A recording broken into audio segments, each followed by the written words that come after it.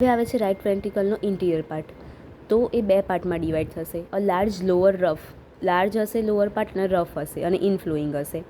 જ્યારે a small upper outflowing part, એ smaller હશે અપરવાળો, તો એને ઇનફંડિબ્યુલમ કહેવાશે. એટ્રિયમમાં છે ને ઇન્ટિરિયર સરફેસમાં શું લખવાનું, તો કે રફ સ્મૂથ પોસ્ટિયર પાર્ટ ને રફ એન્ટિયર પાર્ટ. વેન્ટ્રિકલમાં શું લખવાનું, લાર્જ લોઅર રફ અને સ્મોલર અપર આઉટફ્લોઈંગ. પછી the two parts are separated from each other by muscular ridge. આ જે બે પાર્ટ છે એ મસ્ક્યુલર રીચથી સેપરેટ થશે. ધ સુપ્રા વેન્ટ્રિક્યુલર ક્રેસ્ટ, એને શું કહેવાશે, સુપ્રા વેન્ટ્રિક્યુલર ક્રેસ્ટ.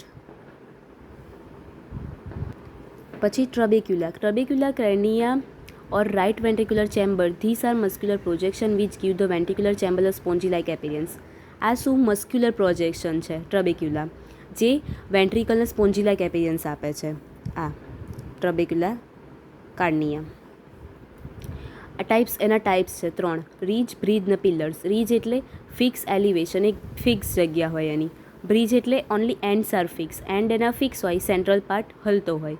પિલર્સ એટલે બેઝ એનો ફિક્સ હોય, to ventricular wall and apexes એનું ઉપરનું ફ્રી હોય. પછી આવે છે papillary muscles. This represent the pillars of trabeculae carneae. એ જે પેપિલરી મસલ્સ છે એ પિલર્સ રિપ્રેઝેન્ટ કરશે. આ વાળા papillary muscles. Their bases are attach to the ventricular wall, ventricular wall સાથે અટેચ હશે એના base. And their apices are connected by thread like fibrous cords. Chordae tendineae આયરો.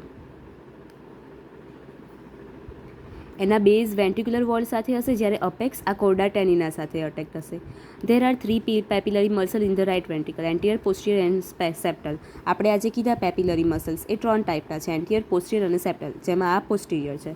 તો ઇન્ટિરિયરમાં આટલું લખવાનું કે લાર્જ પાર્ટ લોઅર રફ હશે, સ્મોલ અપર એ, પછી બે પાર્ટ સુપ્રા વેન્ટ્રિક્યુલર ક્રેસ્ટથી સેપરેટ થશે. ટ્રબેક્યુલા કાર્નિયા છે જે સ્પોન્જી મસ્ક્યુલર પ્રોજેક્શન છે, જે સ્પોન્જી લાઇક અપિયરન્સ આપે છે વેન્ટ્રિકલને. એના 3 ટાઈપ છે, બ્રીજ, પિલર્સ અને રીજ.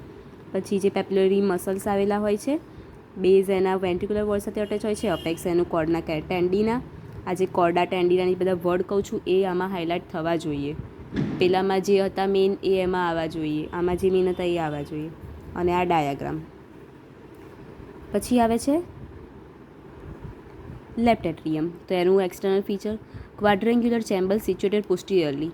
લેફ્ટ ઓરિકલ હશે. પેલામાં રાઇટ એટ્રિયમમાં શું હતું, રાઇટ ઓરિકલ, એવું આમાં લેફ્ટ ઓરિકલ.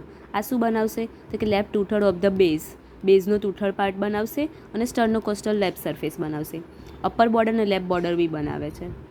હવે આ શું કઈથી કઈ લાવશે, તો કે રિઝીવ ઓક્સિજનેટેડ બ્લડ ફ્રોમ ધ લંગ્સ. જો આ રાઇટ એટ્રિયમ થયું, આ વેન્ટ્રિકલ, હવે આ એટ્રિયમ, તો લંગ્સમાંથી આમાં આવશે. કોના થ્રુ, તો કે from the lungs through 4 pulmonary vans through. અહીંયા એક જ એવી વેન્સ છે જે ઓક્સિજનેટેડ બ્લડ લાવે છે, બાકી આખા શરીરમાં વેન્સ ડીઓક્સિજનેટેડ બ્લડ લાવે, જ્યારે અહીંયા ઊંધું છે. પછી એ લેફ્ટ એટ્રિયમમાં લાવશે, ત્યાંથી લેફ્ટ વેન્ટ્રિકલમાં જશે. કોના થ્રુ, તો કે બાયકસ્પિડ માઇટલ ઓરિફિસ દ્વારા. પેલામાં શું હતું, ટ્રાયકસ્પિડ. એટલે એ કંઈથી આવીને એ શું લખી દીધું, આ એક્સટર્નલ ફીચર્સમાં આવશે. હવે ઇન્ટરનલ ફીચર્સ, તો same. The interior of left atrium is smooth, એ સ્મૂથ છે. But the left auricle possesses muscular ridge in the form of reticulum.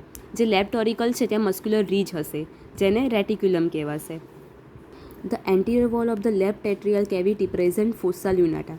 A anterior wall શું પ્રેઝન્ટ કરશે, fossa lunata, which correspond to fossa ovalis of the right atrium. જે right એટ્રિયમના ફોસા ઓવાલિસ જેવું હશે. Right એટ્રિયમમાં કયા ફોસા હતા, ઓવાલિસ, અને આમાં કયા ફોસા, લ્યુનાટા. ડિફરન્સ રીતે જ યાદ રાખવાનું છે. રાઇટ એટ્રિયમ અને લેફ્ટ એટ્રિયમના ફીચર્સ થોડા સિમિલર હશે, એમાં ખાલી નામ એક્સચેન્જ થતા હશે. પેલામાં રાઇટ ઓરિકલ હતું, આમાં લેફ્ટ ઓરિકલ. આમાં પેલામાં ફોસા ઓવાલિસ હતું, આમાં ફોસા લ્યુનાટા હતું. પછી પેલામાં બ્લડ ક્યાંથી ક્યાં આવે, આમાં ક્યાંથી ક્યાં આવે, એવું.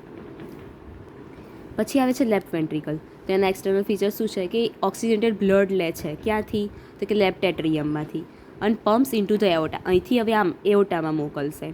It forms the apex of the heart, apex બનાવશે. A part of the sternocostal surface બનાવશે. લેફ્ટ બોર્ડર, લેફ્ટ સરફેસ અને ડાયાફ્રેગમેટિક સરફેસ બનાવશે. Externally the left ventricle has 3 surface, એને 3 સરફેસ હશે, એન્ટિરિયર, ઇન્ફિરિયર અને લેફ્ટ. ઇન્ટરનલ ફીચર્સ શું આવશે, internal feature શું હશે? તો સેમ પેલાની જેમ કે લાર્જ પાર્ટ હશે લોઅર અને રફ ઇનફ્લોઈંગ હશે, અને સ્મોલ અપર પાર્ટ હશે સ્મૂથ હશે. તો લોઅરમાં શું આવે કે rough due to the presence of trabeculae carneae. આપણે પેલામાં જોયું ને વેન્ટ્રિકલમાં, હા ટ્રબેક્યુલા કાર્નિયા, એના લીધે રફ હશે. And forms most of the left ventricular chamber, અને એ જ આખું મોટા ભાગનો ભાગ બનાવશે લેફ્ટ વેન્ટ્રિકલનો. A small upper smooth outflowing part એ શું? તો એઓટિક વેસ્ટિબ્યુલ હશે ત્યાં, which gives rise to ascending aorta. The trabecular carnia of the left ventricle are similar to those of the right ventricle but are well developed. એટલે શું કહે છે કે ટ્રબેક્યુલર કાર્નિયા જે લેફ્ટ વેન્ટ્રિકલમાં હતા, લેફ્ટ વેન્ટ્રિકલના જે રાઇટ વેન્ટ્રિકલમાં હતા, એ બંને મોસ્ટ ઓફ સેમ જ છે, પણ લેફ્ટ વેન્ટ્રિકલમાં એ વધારે વેલ ડેવલપેડ હશે. એન્ડ પ્રેઝન્ટ 2 લાર્જ પેપિલરી મસલ, અને અહીંયા 2 મોટા પેપિલરી મસલ હશે, એન્ટિરિયર અને પોસ્ટિરિયર. Opening in the left ventricle, એમાં ઓપનિંગ કયા છે? તો કે લેફ્ટ એટ્રિયો વેન્ટ્રિક્યુલર ઓરિફિસ, એટલે કે જે લેફ્ટ એટ્રિયમને વેન્ટ્રિકલને સેપરેટ કરે છે, અને એઓટિક જે આમ જાય છે. બરાબર? તો આ રાઇટ એટ્રિયમ, લેફ્ટ એટ્રિયમ ને લેફ્ટ વેન્ટ્રિકલ.